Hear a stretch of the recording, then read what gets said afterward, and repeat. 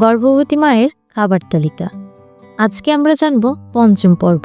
এই পর্বে থাকবে 4 মাস থেকে 9 মাসের গর্ভবতী মায়ের খাবার তালিকা, খাবারের ধরন এবং পরিমাণ। চলুন শুরু করা যাক আজকের ভিডিও। তবে পরবর্তী ভিডিওগুলো বা পূর্ববর্তী পর্বগুলো পেতে এবং মা ও শিশু স্বাস্থ্য, খাদ্য রিলেটেড আরও তথ্য পেতে আমাদের চ্যানেলটি সাবস্ক্রাইব করে রাখুন। 4 মাস থেকে 9 মাসের গর্ভবতীর খাবার তালিকা। গর্ভের শিশুর বেড়ে ওঠার সাথে সাথে গর্ভবতী নারীর খাবারের চাহিদাও ধীরে ধীরে বাড়তে থাকে।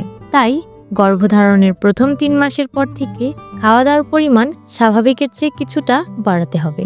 একজন স্বাভাবিক ওজনের 4 মাস থেকে 6 মাসের গর্ভবতীর প্রথম 3 মাসের চেয়ে প্রতিদিন 340 কিলো ক্যালোরি পরিমাণ অতিরিক্ত খাবার খাওয়া দরকার।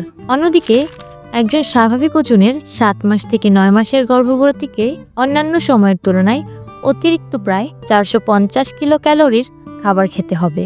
তবে আপনার ওজন বেশি হলে আরেকটু কম পরিমাণে অতিরিক্ত খাবার খেতে হবে।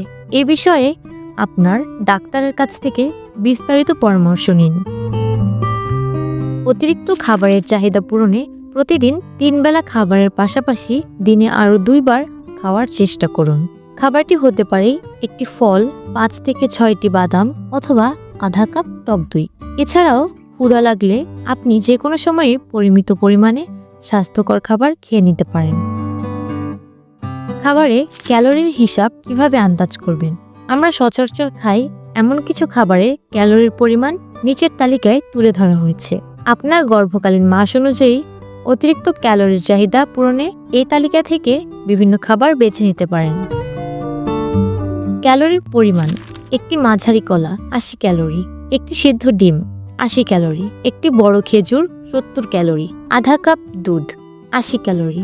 এছাড়া আটা বা লাল আটার রুটি, তেল ছাড়া আটার বা লাল আটার রুটি 6 ইঞ্চি আকারের 90 ক্যালোরি, একটি মাল্টা 80 ক্যালোরি, একটি মাঝারি আপেল 100 ক্যালোরি, এক স্লাইস আটার তৈরি বা হোল গ্রেন পাউরুটি 50 গ্রাম অর্থাৎ 100 ক্যালোরি, আধা কাপ শুকনো ওটস 150 ক্যালোরি, 1 চা চামচ তেল দিয়ে রান্না করা আধা কাপ সবজি 90 ক্যালোরি, সাধারণ টক দই 100 গ্রাম অর্থাৎ 80 ক্যালোরি।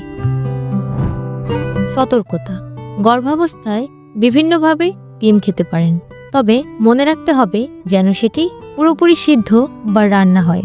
দুধের ক্ষেত্রে পাস্তুরিত দুধ বেছে নিতে হবে। এই বিষয়ে আর্টিকেলের পরবর্তী অংশে বিস্তারিত তুলে ধরা হবে। উল্লেখ্য, আপনার গর্ভে যমজ অথবা একসাথে 2-এর বেশি বাচ্চা থাকলেই যে আপনাকে সে অনুযায়ী বেশি করে অতিরিক্ত খাবার খেতে হবে এমনটা নয়। সাধারণত গর্ভে যমজ শিশু থাকলে দৈনিক প্রায় 600 ক্যালোরি সমপরিমাণে বাড়তি খাবার খেতে হবে। আর একত্রে 3টি সন্তান গর্ভধারণ করলে দৈনিক প্রায় 90 ক্যালোরি অতিরিক্ত খাবার খেতে হয়। এতক্ষণ সাথে থাকার জন্য ধন্যবাদ।